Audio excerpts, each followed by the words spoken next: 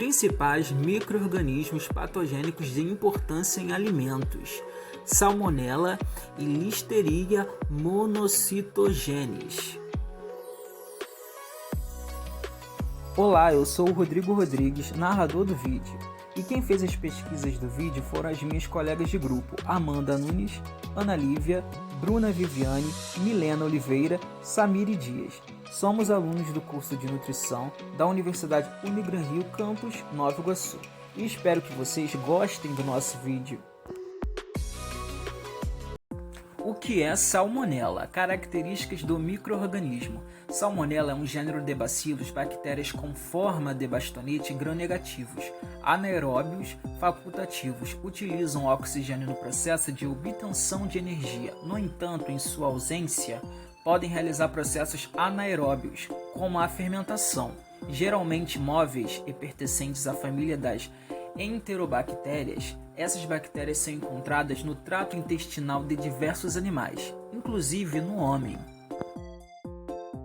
Condições de multiplicação. Temperatura. As salmonelas conseguem crescer em ambientes com temperaturas entre 7 a 48 graus e têm uma temperatura ótima de crescimento entre 35 e 37 graus. Elas não se multiplicam à temperatura de refrigeração, mas são extremamente resistentes à refrigeração. O pH, as salmonelas apresentam uma taxa específica de crescimento máximo em ambientes com valores de pH entre 6,5 até 7,5. Atividade em água.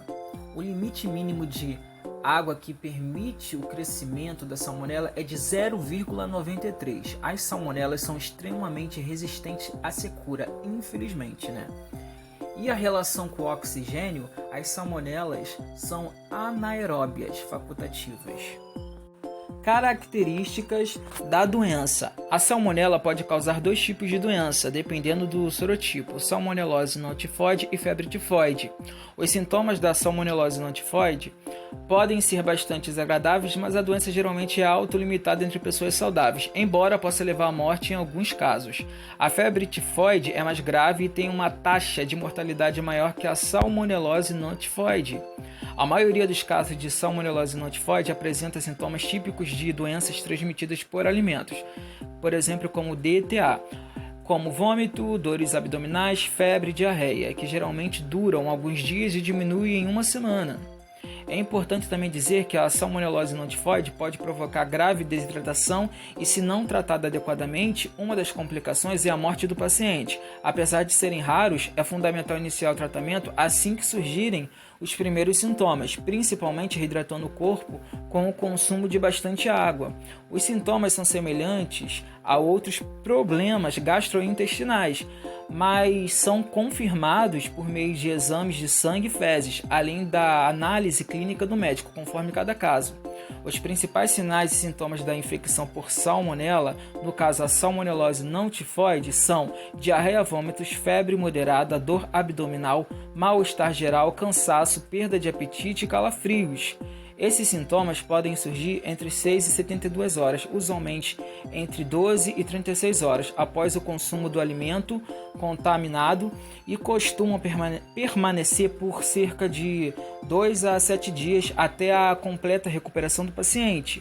O contato com alguns animais infectados, incluindo animais de estimação, também podem transmitir a doença, se logo depois as mãos não forem lavadas. Os sintomas também variam de intensidade de acordo com a quantidade de alimento contaminado ingerido e o nível de contaminação do alimento. É importante também frisar que as infecções mais graves acontecem em pessoas idosas e em crianças, devido à fragilidade do sistema imunológico. Pessoas com sistema imunológico comprometido, como transplantados ou portadores da AIDS, HIV, também podem apresentar quadros mais graves da infecção por salmonela. Mecanismo de patogenicidade. O mecanismo de patogenicidade da salmonela inclui inúmeros fatores de virulência. Entre eles, os mais importantes são as adesinas, as invasinas e os fatores que inibem as defesas do hospedeiro. Os fatores de virulência são necessários aos micro-organismos patogênicos para invadir, colonizar, sobreviver e multiplicar no interior das células dos hospedeiros e causar a doença. A supressão de qualquer um desses pode resultar em redução da virulência ou na sua perda. Alguns têm sido identificados nas espécies de salmonela, atuando em diferentes estágios da infecção. Esses fatores são codificados por genes de virulência que podem estar presentes em elementos genéticos móveis como transposões ou plasmídios, assim como fazer parte de regiões específicas do cromossomo da bactéria, chamadas de ilhas de patogenicidade. Isso significa que a patogenicidade ela é definida como a capacidade de um micro-organismo causar a doença, enquanto que a virulência refere-se à gravidade dessa doença ocasionada pelo agente. Os micro-organismos patogênicos possuem e expressam genes que codificam fatores de virulência, conferindo à bactéria a habilidade de provocar a doença. Alimentos envolvidos. A salmonela está dispersa no meio ambiente e pode ser ingerida por meio de alimentos contaminados com fezes de animais, o que acontece, por exemplo, ao se comer carne e ovos crus ou mal passados, ou quando não se lava as mãos antes de cozinhar ou manipular alimentos. Também pode ser transmitida pelo contato com água contaminada. A bactéria é encontrada normalmente em animais como galinhas, porcos, répteis, anfíbios, vacas e até mesmo em animais domésticos como cachorros e gatos. Dessa forma, qualquer alimento que venha desses animais ou que tenha entrado em contato com suas fezes, mesmo que pelas partículas do ar, são consideradas vias de transmissão da salmonela, no caso a salmonelose não tifoide. Embora a salmonela comumente esteja associada a produtos de origem animal, alimentos frescos, quando contaminados, também transmitem a doença. Alguns exemplos de alimentos que têm sido associados a surtos de salmonelose incluem carnes, aves, ovos, leites e produtos lácteos, pescados e temperos, molhos de salada preparados com ovos não pasteurizados, misturas de bolo e sobremesas que contêm ovo cru. Medidas de controle. A salmonela pode ser prevenida por meio da adoção de medidas de controle em todas as etapas da cadeia alimentar, desde a produção agrícola até o processamento, fabricação e preparação de alimentos, tanto em estabelecimentos comerciais quanto nas residências. Em casa, as medidas preventivas para a salmonela são semelhantes àquelas usadas contra outras doenças transmitidas por alimentos. O contato entre bebês ou crianças pequenas com animais de estimação que podem estar transportando salmonela, como cães, gatos e tartarugas, precisa de supervisão cuidadosa. Algumas condutas simples podem evitar a contaminação, que inclui o manuseio correto de alimentos. Lave sempre as mãos antes, durante e depois de manipular ou consumir alimentos. Lave bem os alimentos antes de consumir, especialmente frutas e verduras. A carne deve ser bem cozida ou assada. Os ovos devem ser bem cozidos. Evite consumir alimentos em lanchonetes e restaurantes que apresentam condições precárias de higiene e conservação. Fiquem ligados. Diagnóstico da salmonela. A detecção da salmonela ocorre a partir do isolamento do agente nas fezes ou vômito, ou ainda em amostra dos alimentos suspeitos consumidos. As fezes devem ser coletadas durante a fase aguda, antes do tratamento com antibióticos. Após a confirmação do diagnóstico, o médico pode indicar o tratamento mais adequado, conforme cada caso. O exame de fezes é fundamental porque ajuda o médico a identificar a bactéria que está causando a gastroenterite, permitindo selecionar o melhor antibiótico para eliminá-la. Atualidade, novidades, surtos recentes. Os maiores surtos de salmonela registrados ultimamente foram nos Estados Unidos, e isso gerou um alerta mundial. Milhares de produtos foram retirados do mercado como forma de frear o surto e medidas sanitárias foram tomadas. Um surto de contaminação por salmonela em cebolas atingiu 47 dos 50 estados dos Estados Unidos, com cerca de 869 casos notificados. Até a data de publicação deste post, que foi no dia 20 de agosto de 2020, pelo menos 116 pessoas foram hospitalizadas com sintomas relacionados à contaminação por salmonela e nenhum caso de óbito. Já no Brasil, ao ano, tem mais de 600 surtos de doenças transmitidas por água e comida, e a salmonela corresponde a 14,9% desses casos. A higiene e a fiscalização dos insumos alimentícios constitui um setor fundamental da saúde pública, e mediante dados dos anos de 2009 até 2018, observou-se que o perfil epidemiológico do Brasil alerta para casos de surtos de salmonela recorrente. Já no estado de Pernambuco, foram notificados 119 surtos em 42 municípios, com adoecimento de 935 pessoas.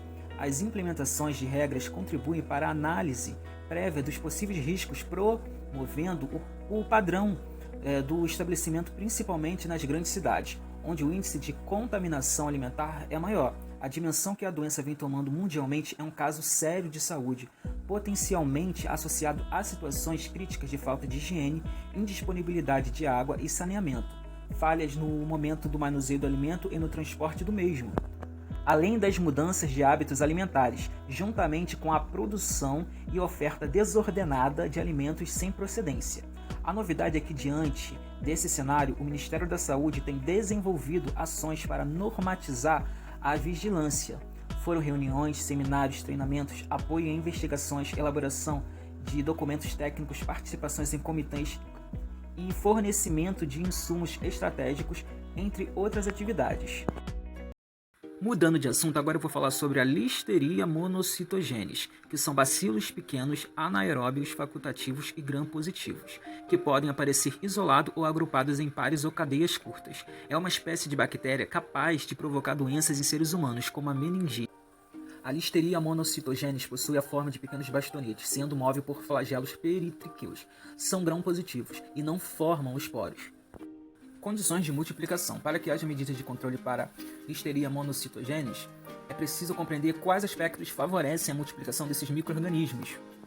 Essa bactéria consegue crescer em ambientes com temperaturas entre menos 0,4 a 45 graus e tem uma temperatura ótima de crescimento entre os 30 até os 37 graus. Sobrevivem por longos períodos em alimentos congelados. Já em questão de pH, esta bactéria consegue crescer em ambientes com valores de pH entre 4,3 e 9,4, mas dependendo do ácido e da temperatura do alimento, a gama de pH de crescimento pode variar e apresenta taxa específica de crescimento máxima a valores de pH entre 6 e 8. Já na questão da atividade da água, o limite mínimo de água que permite o crescimento é de 0,92. E a relação com o oxigênio, no caso, é uma bactéria anaeróbia facultativa, cresce em presença ou não de oxigênio. Características da doença. A Listeria monocytogenes é uma infecção causada pela bactéria gram-positiva transmitida por alimentos contaminados. As pessoas podem adquirir a bactéria em laticínios contaminados, verduras e legumes crus, carnes ou alimentos refrigerados, que não requerem cozimento antes de seu consumo. Seus sintomas são febre, calafrios e dores musculares, além de enjoo, vômito e diarreia. Identificar a bactéria em uma amostra de sangue confirma o diagnóstico. Ao entrar no hospedeiro, a Listeria monocytogenes libera as citolisinas, que fazem poros na membrana do fagolissossomo, onde é liberada para entrar no citoplasma, onde são reproduzidas dentro da célula e a disseminação por todo o corpo. Os alimentos envolvidos são leite, produtos prontos para o consumo, carne de frango, embutidos, carnes artesanais, salames, presuntos de peru, salsicha, carne bovina resfriada, linguiças mistas do tipo frescal e mortadela. Controle e prevenção da Listeria monocytogenes em carnes. O cumprimento de boas práticas de higiene e fabricação é o fator essencial para o controle da possível contaminação ambiental por essa bactéria. Por isso, deve ser sempre considerado e realizado com a máxima eficácia. Um dos últimos surtos de listeriose ocorreu na Espanha. Lá atingiu 204 pessoas, causou 3 mortes e provocou 5 abortos. O surto começou no dia 15 de agosto de 2019 e os produtos responsáveis pelo surto foram, no caso, as carnes, gordura de porco, lombo de pimentão e lombo caseiro. Essas carnes foram tiradas do mercado e as pessoas contaminadas tiveram uma assistência. O que mudou foi que as fiscalizações ficaram mais intensas.